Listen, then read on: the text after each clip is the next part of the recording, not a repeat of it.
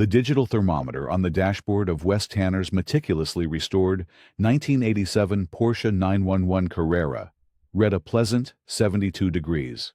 The car, a vessel of polished silver and cherished memories, sat silent in his own driveway. Wes was applying a final coat of wax to the driver's side door. The circular motion, a familiar, meditative ritual. He was so focused on the rhythmic squeak of the microfiber cloth against the clear coat that he didn't notice them at first. When he finally looked up, they were standing at the precise legal boundary where his concrete driveway met the community's perfectly manicured Bermuda grass sidewalk. There were two of them, Lillian Bevins, president of the Maple Haven Homeowners Association, and a nervous-looking young man in a branded polo shirt whose name tag read Greg, community manager. Lillian held a clipboard like a royal scepter. Greg held a 25-foot tape measure like a venomous snake. "Good morning, Mr. Tanner," Lillian said. Her voice was a carefully constructed melody of politeness, but the notes were sharp enough to cut glass. She was in her late 60s, dressed in an immaculate cream-colored pantsuit, her silver hair coiffed into a helmet of improbable stability. Wes straightened up, his back giving a slight protest. "Lillian, Greg, we were just conducting a routine community standards review," Lillian continued, her eyes not on Wes, but on the Porsche. She gave a thin, practiced smile. "We couldn't help but notice this structure." She gestured vaguely at the custom-fitted, breathable car cover lying neatly folded on the passenger seat. "It's a car cover, Lillian," Wes said, his tone even. "Yes. Well, an unapproved one," she countered smoothly. "Any exterior modification, including temporary coverings visible from the common area, must be submitted to the Architectural Review Committee. It's in the Rules and Regulations, Section 4, Subsection C." Greg, the community manager, nodded nervously, as if his head were on a spring. "She's correct. Sir, we can send you the form." Wes resisted the urge to sigh. "It's not installed. It's on the seat." Lillian's gaze shifted from the cover to the car itself, then to the ground. She tapped her clipboard. "Greg, would you mind?" Greg fumbled with the tape measure, extended the metal ribbon, and knelt with a pained grunt. He carefully placed the end of the tape at the edge of the public sidewalk and stretched it across the concrete seam to the front tire of the Porsche. Lillian peered over his shoulder. "Just as I suspected," she declared, a note of grim triumph in her voice. "The vehicle is encroaching on the 5-foot view corridor easement. It's a clear violation." Wes felt a familiar, weary tightening in his chest. "Lillian, this is my private driveway. The car is at least 15 feet from the sidewalk. The easement isn't measured from the sidewalk, Mr. Tanner. It's measured from the property line," she said, pointing a perfectly manicured finger at the nearly invisible surveyor's mark embedded in the concrete. "Your driveway slab, while on your lot, is subject to the easement which grants the association aesthetic oversight. We need to maintain a consistent, uncluttered streetscape. It's essential for protecting our shared investment." She made a note on her clipboard. The scratch of her pen on the paper was the only sound for a long moment. It was a declaration of war, written in neat, cursive script. "You'll be receiving a notice," she said, her smile never reaching her eyes. "Have a lovely day." She turned and walked away, Greg scurrying behind her like a pilot fish attached to a shark. Wes watched them go, then looked back at the Porsche. The silver paint reflected the clear blue sky, the perfect suburban houses, the whole tranquil facade of Maple Haven. It was the peace he had moved here to find. He ran a hand over the cool metal of the roof, the car a silent testament to a life that felt 1,000,000 miles away. This wasn't about a car, or a car cover, or an easement. This was about control. And Wes, a man who had spent 40 years finding order in the chaos of numbers, understood that this was a battle that would be fought not with anger, but with documentation. Wes Tanner was not a man of action, at least not in the traditional sense. His battlefields had been spreadsheets. His weapons were ledgers and audit trails. For 40 years, he had been a forensic accountant, a bloodhound who could sniff out a single falsified decimal point in a mountain of financial data. He had unraveled complex offshore tax evasion schemes for the IRS and traced the flow of illicit funds for the Department of Justice. He was quiet, meticulous, and patient. He found comfort in the immutable logic of numbers, where everything, eventually, had to add up. He had retired 6 months ago, seeking a life where the columns always balanced, and the only red ink was in the margins of a good book. He'd chosen Maple Haven for its advertised tranquility. The glossy brochure promised serene living and community harmony. After the preceding 5 years, harmony was all he craved. His wife, Elena, had fought a long, brutal war with cancer. In the final 2 years, when the treatments became more draining and the good days rarer, they had started a project together. They found the shell of a 1987 Porsche 911 Carrera in a barn in rural Pennsylvania. It was more rust than car, a forgotten relic. But Elena had loved it. Her father had owned one just like it when she was a girl. The restoration became their sanctuary. On days when she was strong enough, she would sit in a lawn chair in their garage, directing him, her voice weak but her eyes bright.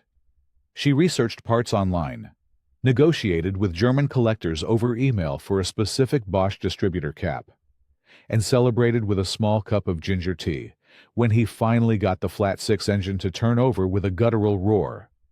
Wes, a man who had previously viewed cars as mere appliances, learned to rebuild a carburetor, to stitch upholstery, to sand and paint until the silver finish was as smooth as glass. The Porsche was not just a car. It was a cathedral of memories, the last project they ever completed. Elena had passed away just 3 weeks after he'd installed the final piece of chrome trim. Every polished surface held the ghost of her smile. He moved to Maple Haven to escape the house that was too quiet without her, bringing the car as the sole, tangible artifact of their shared joy. Parking it in the driveway, under the sun, felt like honoring her. Hiding it away in the garage felt like a betrayal. His daughter, Sarah, an overworked but brilliant pediatric resident in Chicago, understood. She was his confidant, his anchor to the world outside the quiet grief of his new life. "So, the HOA queen is at it again?" she asked during their weekly video call, her face framed by the harsh fluorescent light of a hospital call room. Wes sat at his kitchen table, the Porsche visible through the window behind him. "She brought a tape measure this time. Calls herself protecting our shared investment." Sarah sighed, rubbing her eyes. "Dad, please don't get dragged into some petty neighborhood war. You moved there for peace. Remember, just put the car in the garage. It's not worth the fight." "It's the principle, Sarah," he said quietly. "And it was your mother's." He didn't need to finish the sentence. "I know," she said, her voice softening. "I know it is. Just be careful. People like that, their whole world is that little kingdom. They don't fight fair." Wes looked out at the car, gleaming in the late afternoon sun. "I don't intend to fight at all," he said. "I intend to audit." The letter arrived 4 days later. It wasn't a friendly note left on his door. It was a formal, sterile document delivered by a mail carrier who required his signature on a digital scanner. The green certified mail slip was the first volley. A bureaucratic shot across the bow. The envelope was from Maple Haven, HOA, CEO Paramount Community Management, the third-party company that handled the association's administrative tasks. Wes slit it open with a kitchen knife, his movements calm and deliberate. Inside was a single sheet of heavy bond paper, a formal violation notice. His name and address were at the top, followed by a case number, as if he were a criminal file. The body of the letter was a masterpiece of weaponized jargon. Date October 5, 2023. Certified mail. Gay 7222 1670 0001 9876 5432. RE violation of covenants. Conditions and restrictions. CC&Rs. Property 124. Chestnut Lane, Maple Haven. Dear Mr. Tanner, an inspection of the above referenced property on October 1, 2023, revealed a condition that is not in compliance with the governing documents of the Maple Haven Homeowners Association.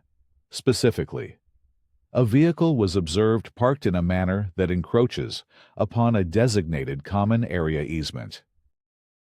This constitutes a violation of CC&R Article 8, Section 8.4.2, Nuisances and Unsightly Objects. No noxious or offensive activity shall be carried on upon any lot, nor shall anything be done thereon which may be or may become an annoyance or nuisance to the neighborhood. No unsightly object shall be erected, placed, or permitted to remain on any lot. Cure.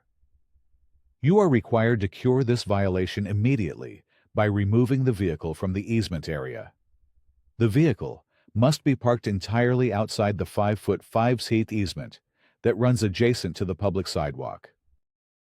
Fine. In accordance with the association's duly adopted fine policy, a fine of $50 has been levied against your account. This fine is due within 14 days of the date of this notice.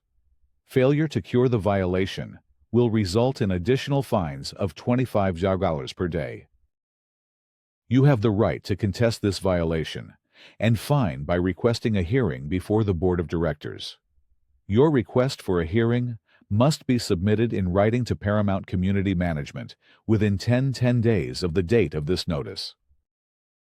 The clause, Figure 8.4.2, was highlighted in yellow, a passive-aggressive smear of color. It was a catch-all, a legal cudgel designed to be as vague and menacing as possible. Annoyance or nuisance. Unsightly object. By whose definition? Lillian's, of course. Wes read the letter 3 times. His training kicked in, dissecting the language, the threats, the procedural steps. This was no longer a suggestion from a power-tripping neighbor. This was a formal attack, documented and delivered with the full, albeit limited, authority of the association. The $50 was irrelevant. It was the principle and the precedent. If he yielded on this, where would it end? The color of his mailbox, the height of his grass. He folded the letter and placed it in a new manila folder. On the tab, he wrote in neat block letters HOA, Porsche. He sat back in his chair, a quiet resolve settling over him. Lillian Bevins had initiated a formal process. She had built her case on a foundation of rules and documents. It was a language he understood better than she ever could. The hearing was held 2 weeks later in the Maple Haven Community Clubhouse, a sterile room that smelled faintly of stale coffee and industrial cleaner. Fluorescent lights hummed overhead, casting a pallid, unflattering glow on the proceedings. Wes sat on a flimsy folding chair, his folder in his lap. At the front of the room, behind a long folding table, sat the 5-member board of directors. Lillian, as president, was in the center, a vision of authority in a navy blue blazer. To her right was a florid man who ran a local insurance agency and a woman who seemed perpetually distracted. To her left was David Chen, the treasurer, a quiet CPA who always looked mildly uncomfortable, and a retired schoolteacher who nodded at everything Lillian said. Greg, the community manager, sat at the end of the table, furiously taking minutes. The board now calls the hearing for the violation at 124 Chestnut Lane, Lillian announced, her voice echoing slightly in the sparsely populated room. Mr. Tanner, you have 5 minutes to present your case. Wes stood and walked to a small lectern. Thank you, Madam President, and members of the board. My name is Wes Tanner. I am here to contest the violation notice dated October 5th. He spoke calmly and logically, laying out his points with the precision of an accountant presenting an audit. He argued that the vehicle was parked on his private property. He argued that Paragraph 8.4.2 was unconstitutionally vague and was being applied selectively. He presented photographs of other items in the neighborhood, arguably visible within the same 5-foot boundary basketball hoops. Elaborate garden gnomes, oversized decorative rocks. The core of the issue, Wes said, is the association's interpretation of this view corridor easement. My understanding is that such easements are typically for utility access, not for granting the HOA aesthetic control over a homeowner's private driveway. Lillian listened with an expression of polite impatience. When he finished, she didn't address his points. Instead, she turned to the board with a sigh of paternalistic disappointment. Thank you, Mr. Tanner. What Mr. Tanner fails to appreciate, she began, addressing the room as if he weren't there, is the fundamental principle of community living. We are all stewards of Maple Haven. We have a collective responsibility to protect the aesthetic integrity and, therefore, the property values of our homes. This isn't about one car. It's about precedent. If we allow one homeowner to store what is, frankly, a rather conspicuous and non-contemporary vehicle in plain sight, where does it end? RVs, commercial vans. It is a slippery slope that ends in diminished home values for all of us. She completely ignored his legal argument, reframing the debate as an emotional appeal to their wallets. The insurance agent nodded vigorously. The schoolteacher murmured in agreement. The easement is clearly marked on the community's architectural plans, which are part of the governing documents every homeowner agrees to upon purchase, Lillian concluded, her tone final. The rule is the rule. It must be applied. David Chen, the treasurer, shifted in his seat, his eyes darting from Wes to Lillian. He opened his mouth as if to speak, but a sharp glance from Lillian silenced him. He looked down at his papers, his moment of courage gone. The board will now vote, Lillian said, all in favor of upholding the violation and the associated fines. 4 hands went up immediately. After a moment's hesitation, David Chen slowly raised his. The motion passes. 5-0, Lillian declared, a flicker of triumph in her eyes. Mr. Tanner, the initial fine of $50 stands. The daily fine of $25 will continue to accrue until the violation is cured. You will receive a formal decision in writing. This hearing is concluded. She banged a small wooden gavel she had brought from home. Wes stood at the lectern, his folder in his hand. He had come armed with logic and reason. But he had walked into a kangaroo court. The system wasn't broken. It was working exactly as Lillian had designed it. He had lost the battle, but he now understood the terrain of the war. His next steps would not take place in this room. They would take place in the public record.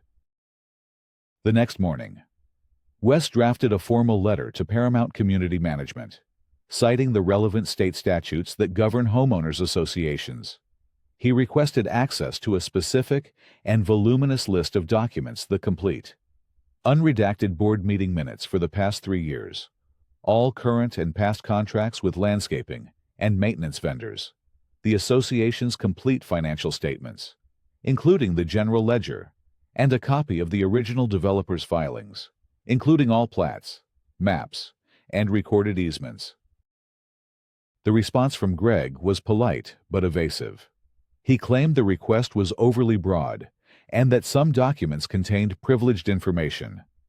Wes replied with another letter, this time copying the HOA's attorney, quoting the exact lines of the state code that guaranteed him, as a member of the association, access to these records.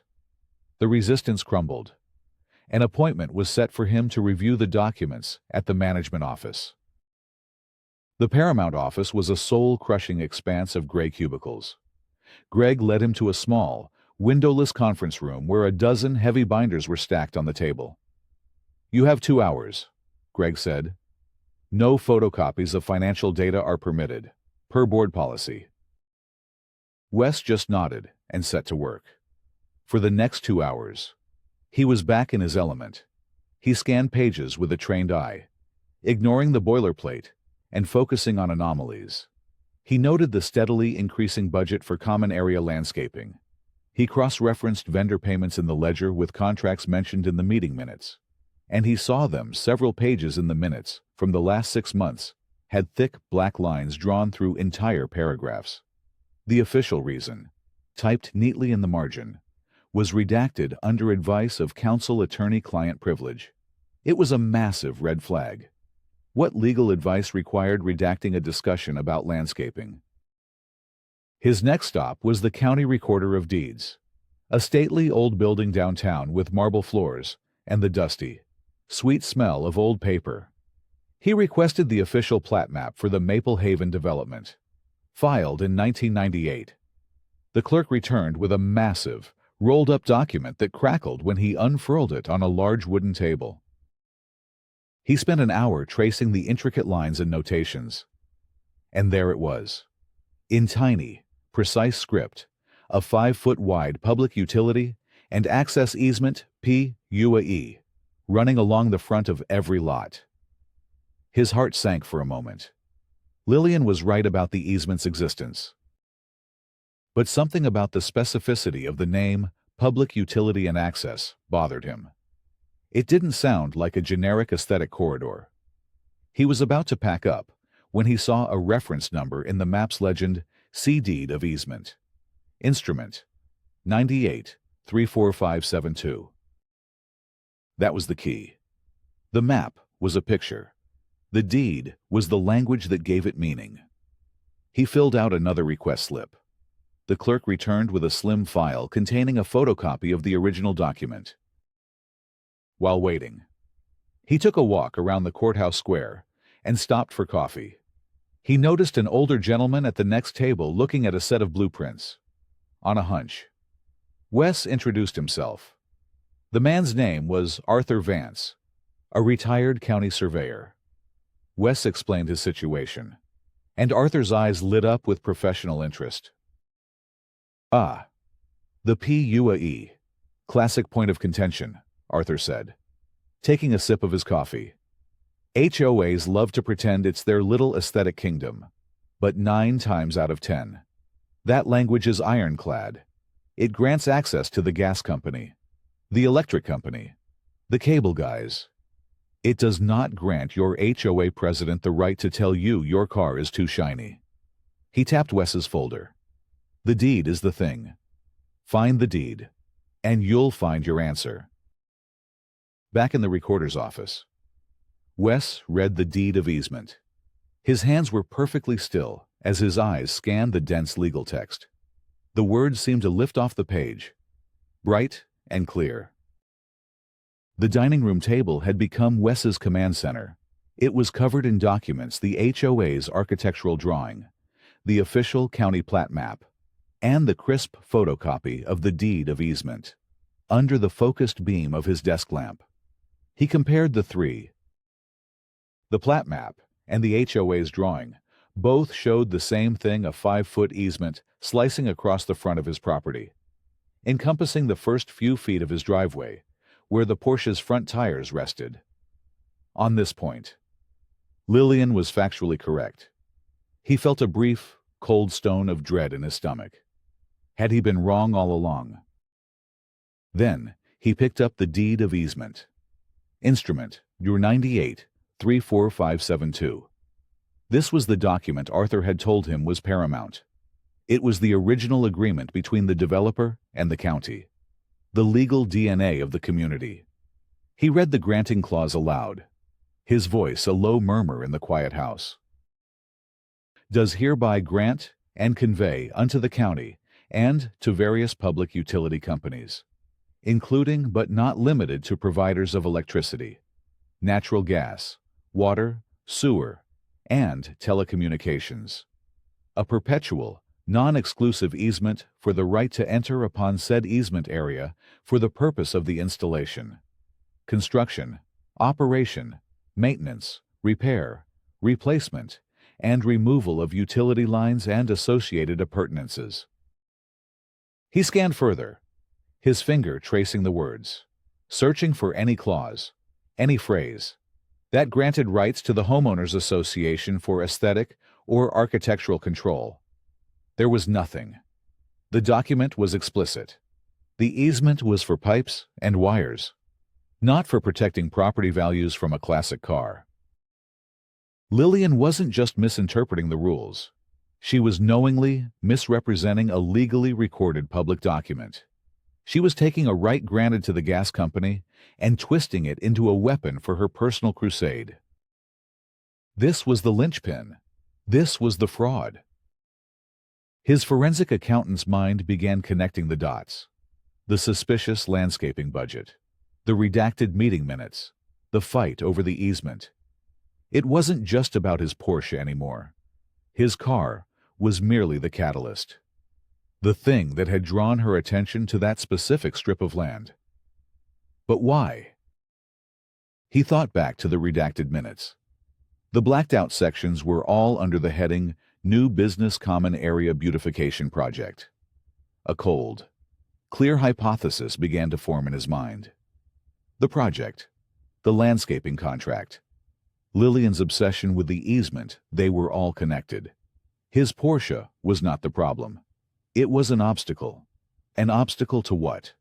He wasn't yet sure, but he now had the key to unlock it. He had the truth, recorded in black and white in a dusty file in the county courthouse. Just as the path forward seemed clear, the next attack arrived. It was another certified letter, this one from a downtown law firm, Dewey, Cheatham and Howe, legal counsel for the Maple Haven HOA. The tone of this letter was different. The bureaucratic politeness was gone, replaced by the cold, unambiguous threat of legal action. It was an intent to file lien. The letter listed the original $50 fine, plus 35 days of accrued daily fines at $25 per day, totaling $875. Added to this were attorney's fees, administrative costs, and collection charges, which brought the new, terrifying total to $245. Pursuant to the authority granted by the association's CC&Rs and the state property code. It read, "Demand is hereby made for the full payment of your delinquent account within 30 days.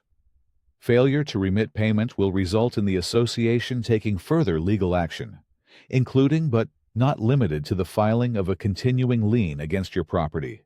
Please be advised that such a lien may lead to foreclosure to satisfy the debt." Foreclosure. The word hung in the air, a poison cloud, over a car, over 5 feet of concrete. Wes felt a tremor in his hand as he put the letter down. This was the nuclear option. A lien on his home would crater his credit, make it impossible to sell or refinance, and hang over him like a permanent storm cloud. They could, in theory, force the sale of his house to collect a pittance. It was a wildly aggressive tactic, designed to terrify and intimidate a homeowner into submission. And it was working. He immediately called Sarah. He read the letter to her, his voice tight with a mixture of anger and anxiety. There was a long silence on the other end of the line. When she finally spoke, her voice was filled with genuine fear. "Dad, this has gone too far. These people are insane. A lien foreclosure. It's not worth it. Please, for my sake, just give in. Pay the fine. Move the car into the garage. Sell it if you have to. Your peace of mind is worth more than this. It's worth more than any car, even Mom's." Her words hit him harder than the lawyer's letter. Was she right? He had moved here for tranquility, and his life had become a vortex of violation notices and legal threats. He was spending his days in records offices and his nights poring over documents. The fight was consuming him. He looked out the window at the Porsche. It seemed smaller. Somehow, more vulnerable. The joy he felt looking at it was being choked out by the anxiety of the conflict. He thought about Elena, about their peaceful hours in the garage. What would she want? She would want him to be happy. She would hate that her beautiful car had become a source of such misery. For the first time, Wes considered surrender. Maybe Sarah was right. Maybe the best way to win was to refuse to play their game. He could just write the check, roll the car into the garage, and let Lillian have her pathetic little victory. He could have peace. But as he thought it, a different feeling rose up, stubborn and unyielding. It wouldn't be peace. It would be a ceasefire dictated by a bully. And every time he walked past the closed garage door, he would know he had let them desecrate that memory. He hung up the phone with Sarah, promising to think about it. He knew he had a choice to make, and not much time to make it. The Maple Haven annual members meeting was held in the local high school cafeteria, a room that smelled of floor wax and teenage apathy. About 60 homeowners were scattered among the long tables, sipping weak coffee from styrofoam cups. At the front, on a raised dais, sat the board of directors. Lillian was in the center, radiant in a power red dress, flanked by her compliant board. A large projector screen behind them displayed the meeting's agenda. Next to it, a smaller digital timer was projected, a stark, red countdown clock. Wes had signed up for one of the 5-minute speaking slots during the open forum, when his name was called. He walked calmly to the podium, carrying a laptop and a small USB drive. A low murmur went through the crowd. Everyone knew about the car dispute. "Before Mr. Tanner begins," Lillian said, her voice dripping with condescension, "I must remind everyone that the open forum is for matters of general community interest. Specific homeowner violations or ongoing enforcement actions are not appropriate for this venue and should be handled through the proper channels." She was trying to shut him down before he even started. But then, something unexpected happened. David Chen, the treasurer, leaned into his microphone. "Lillian," he said, his voice quiet but firm, audible to everyone in the silent room. "The bylaws grant any member in good standing the right to address the board. Mr. Tanner is a member in good standing. Let him speak." Lillian shot him a look of pure venom, but the room was watching. She was trapped. "Very well." She clipped, 5 minutes.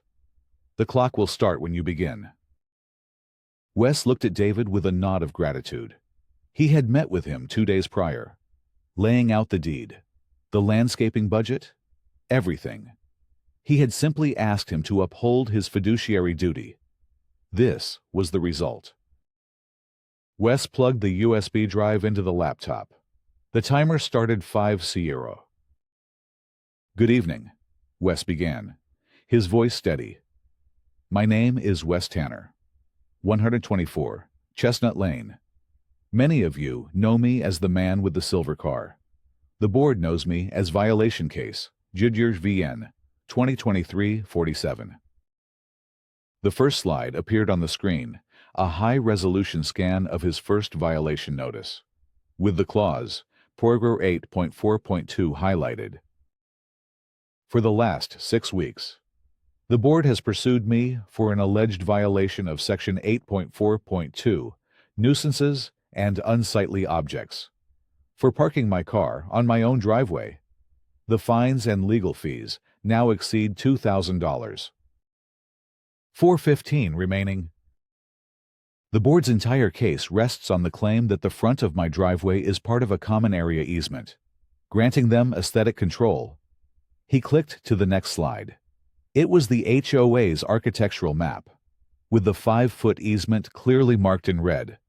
Lillian smirked, crossing her arms. He was proving her point for her. 330 remaining. This map is correct, Wes said, letting her enjoy her brief moment. There is an easement, but the critical question is, what kind of easement is it? He clicked again. The next slide was a scan of the county recorder's plat map, showing the same easement, but labeled PUAE. And what does that grant? Wes continued, his voice resonating with purpose. He clicked to the final, crucial document. A scan of the deed of easement.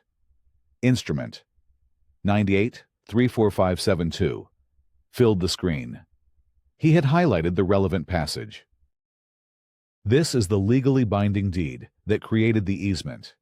It grants access to utility companies for the installation, maintenance, and repair of utility lines. It says nothing about aesthetic control.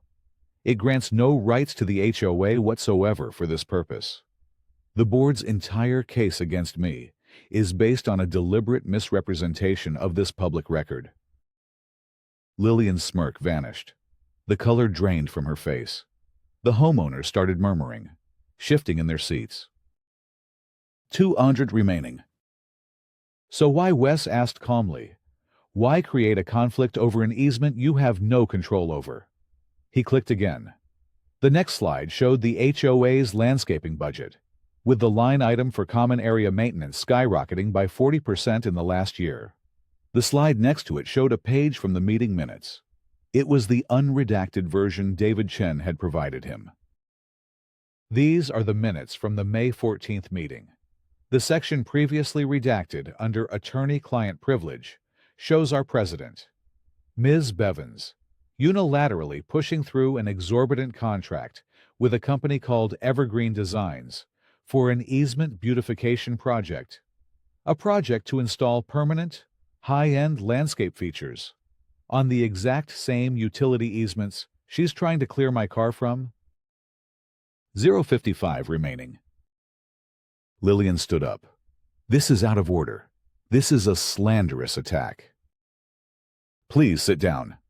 Lillian, David Chen said, his voice now confident. Let him finish.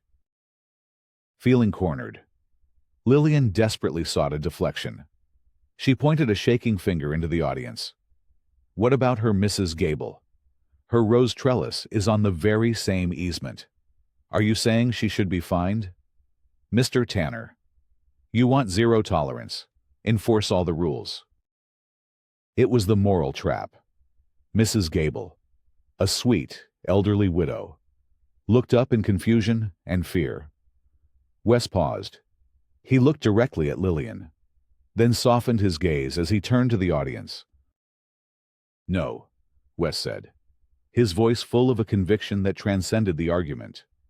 I'm saying the rules should be applied fairly, but with reason and compassion, not as weapons. Mrs. Gable's trellis is not a nuisance. It is an asset to our community. This was never about the rules. It was about clearing a path for a financially questionable project by manufacturing a violation. 010 remaining. He turned back to the board. I am not asking you to rule in my favor. I am asking, on behalf of all the homeowners here, for a motion to freeze all fines related to easement violations and to authorize a full, independent forensic audit of the association's finances and contracts for the last 3 years. The timer hit 00 as he said, "Thank you." The cafeteria erupted. The room was in an uproar. Homeowners were on their feet, shouting questions, sharing their own stories of Lillian's petty tyrannies. A man in the back stood up and yelled that he'd been fined $200 because his basketball hoop was 2 inches over the property line. A woman near the front tearfully recounted how Lillian had threatened her with fines for planting non-approved perennials in her own garden bed. The facade of community harmony had shattered, revealing years of simmering resentment. Lillian stood at the dais, pale and speechless, her authority evaporating before her eyes. Greg, the community manager, was frantically trying to type, but his face was a mask of panic. He knew. He had to have known. Through the chaos, David Chen's voice cut through. He stood and spoke into his microphone, his words amplified through the cafeteria's sound system. "I believe a motion has been proposed," he said, looking not at Lillian, but at the sea of angry faces before him. "I, David Chen, Treasurer, move that the board immediately freeze the collection of all outstanding fines related to easement violations pending a legal review, and that the board authorize an independent, third-party forensic audit of all financial records and vendor contracts from the last 3 years, with the results to be made public to the entire membership." The retired schoolteacher on the board, seeing the tide turn so violently, seconded the motion immediately. Lillian, finally finding her voice, screeched, "There is no need for an audit.